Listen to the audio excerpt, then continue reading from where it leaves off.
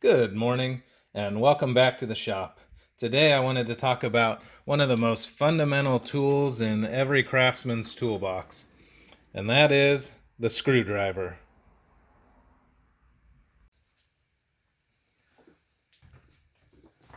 When talking about screwdrivers, one of the first things I wanted to bring up was they come in all different types of sizes, shapes, and styles. So let's start with these tiny little micro screwdrivers. They come in small sizes so they can fit into small, delicate areas where it's hard to get your hands in. So that's one variety. We also have a normal size screwdriver, and these two screwdrivers here represent normal size screwdrivers. I did pick bigger ones just so they show up on camera better, but those are normal size screwdrivers. Okay. We also have big heavy duty screwdrivers like this one. This one's a lot heavier duty. I'll show you a little details on it later, but we do have big heavy duty screwdrivers. They also make stubby screwdrivers. If you need to get into a tight spot, maybe one of these stubby screwdrivers is the one you want to pick. Alternately, you might need the opposite. Sometimes things are so hard to get into that you need the screwdriver to reach down through a bunch of things. That's very common in automotive work where you can't get your hands in places. So we do have long reach screwdrivers too that are made to extend into long, narrow passages that's hard to get your hands into. And then we also have screwdrivers that have multi-bit functionality to them as well. So we have this one here, and this screwdriver just has bits that interchange. Otherwise, it's just a basic screwdriver. And you can swap out the bits and change them to whatever you want. Then we get into this type, which is a multi-tool screwdriver. It's a little more fancy. This one, you can change sides of the screwdriver. You can also change sides of the screwdriver over here. And that's a multi-tool screwdriver. These are very handy because then you only need one screwdriver for the job. And the last one I wanted to talk about are these ratcheting screwdrivers. So this is one where it has a ratcheting mechanism in it, so I can tighten it and then turn my hand to tighten it again, all without taking the screwdriver away from the fastener. So these are a very handy tool as well, and they make ones that just come with one bit and do that, and then they make ones that have multi-bits that you can change out. This one happens to have a little storage compartment in the handle, so I can store all the other types of bits.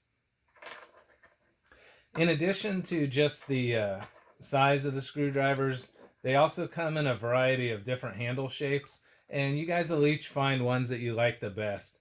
The most common ones are probably these square ones, these round ones, and these triangle shaped ones. And they all have different handle shapes, and you just want to find the one that fits your hand. For me personally, and I think most people, the triangular shape is probably the one where you can get the most torque on a fastener when you're turning. But the square drives are pretty good. They fit in your hand nice, and then the round ones do as well.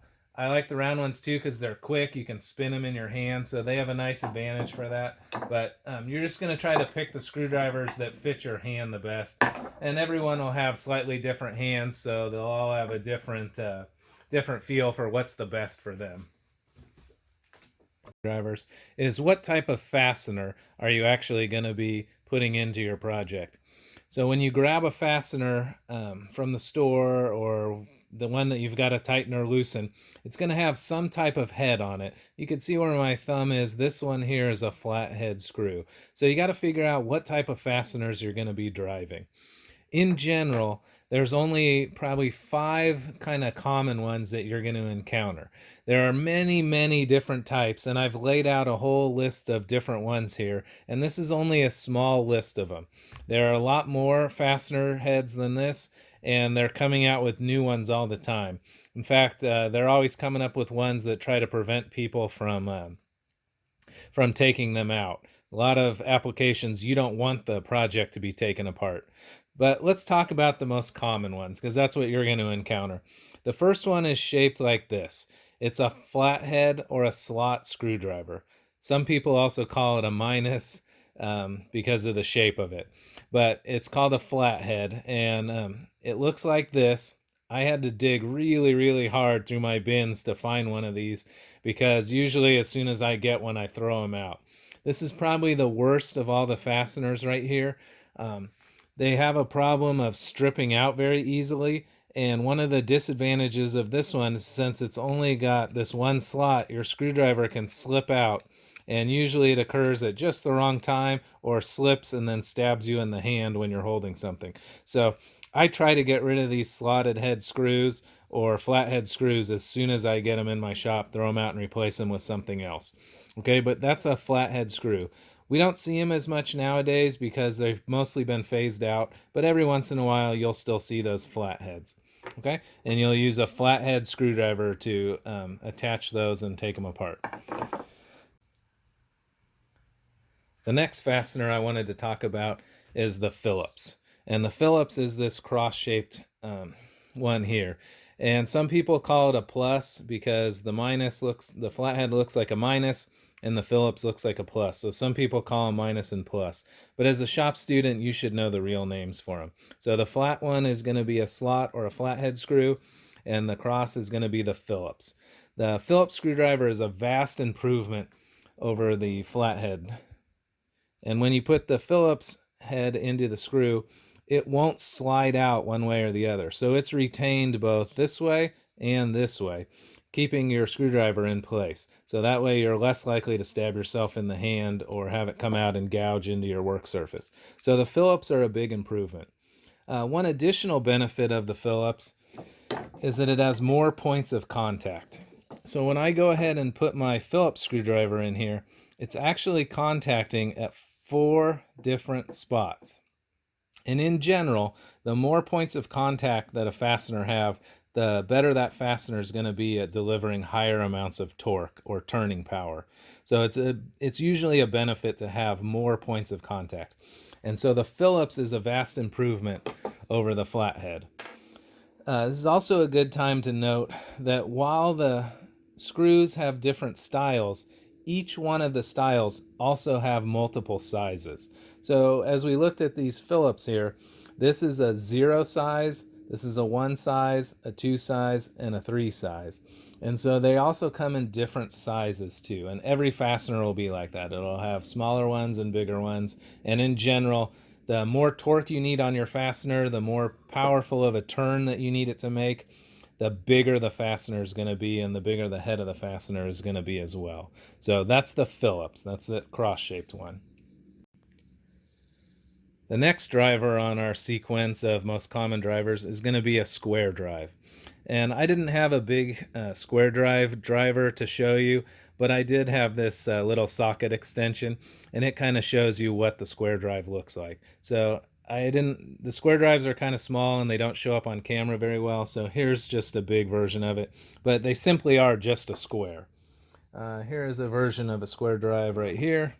Let's see if I can get it to show up on camera. This one here is a number 2.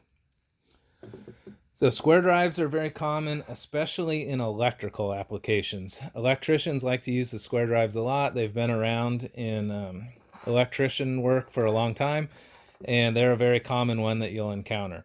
They have also started to make their way into construction screws as well. The square drives are pretty nice. They tend to stick into the head of the fastener very well. And so square drives are getting more popular, and you're seeing them in more kind of applications now. But square drives also have 4 points of contact, so they're a very good fastener as well. The next common fastener I wanted to discuss is the hex drive. And the hex just refers to it having 6 sides. So it's got 1, 2, 3, 4, 5, 6 different sides to it. And so this fastener is a very nice fastener. You're probably used to seeing them in Allen wrench form. That's a very common fastener for Allen wrenches. You'll see these in industrial settings mostly. You see them a lot on machines, machine tools. You do see them on bikes sometimes, but they're not as common, but they're still out there and they're fairly common. If you worked in a machine shop setting, you'd see a lot of those hex drivers. Okay, typically those are driven with the Allen keys, but they are out there and it's something that you can get on a screwdriver, and so you want to be aware of that one as well. The last common drive I wanted to talk about today is this Torx driver. And Torx are a great fastener. They have 6 sides to them, and they were developed for the aerospace industry in applications that required high amounts of torque. And they're a great fastener when you need to apply lots of torque to the project. Um, in addition, one of their great features is that this Torx fastener, when it applies torquing pressure to the fastener, it moves the torque away from the edge. So if I look at this square drive one here, when you put a square drive into it, the square drive is going to hit right at the corner. But on this Torx fastener, it has a special feature that it hits on the rounded portion more towards the center. So it's a fastener that allows you to apply a very, very high amount of torque. And these are gaining in popularity quite a bit. They've become very commonplace in the construction industry, and they've spread out from their initial aerospace offerings. And you'll see those more and more. I personally think they're one of the best fasteners you can get. They're very easy to apply a lot of torque to, and they're a strong fastener. They're simple to use, and so my preference is to use the Torx, but a lot of these other ones are really good as well. The Hex is pretty good, the Phillips is very good, but given the choice, I would always try to lean towards that Torx fastener. The last fastener I wanted to mention is not on our list, but it's something that's called a security fastener. And security fasteners are made so that people can't take them apart. And you will encounter these sometimes. The first spot in my life I ever saw them was on cars. In the 80s, when I was a kid and starting mechanic work, some of the electronics components were very new and very expensive. And people would steal the electronics off of your car. Honda Accords and Acuras. They were a very hot commodity car that kids wanted to modify, and people would steal parts off of them. And since these electronic components were very expensive, we needed a way to keep crooks from stealing them. And so they came up with these fasteners. So the first one that I saw was something called a tamper-proof Torx. And here they're calling it a security Torx. But what it was a Torx driver that had a hole in the middle. And so when you'd go to the fastener, it would have a little pin on it. And if it didn't have that hole, it wouldn't sink down into the fastener. So it was a way to keep only mechanics being able to take off certain parts. Since then, it has been copied, and it comes in all kinds of kits now. You can see I could buy this kit very cheaply, and it has those tamper-proof Torx in it. One of the areas in your life where you'll probably see these is this one here, this one-way drive. And they're a very cool screw too. And where you'll see these is in the bathrooms. If you go to any public bathroom and you look at the stall walls, you'll see they're all driven in with these flathead screws. But they have a very unique feature, and that is part of them is ground away. And so when I put this flathead screw tip in here, what I want is it's going to contact on this side over here and this side over here. So the pressure is right there and right there. But when I want to reverse this and pull this screw out, it's going to be the opposite. The pressure is going to be here and the pressure is going to be here. So what they do is they grind off this part flat and grind off this part flat. So you can put the screw in, but you can't back the screw back out.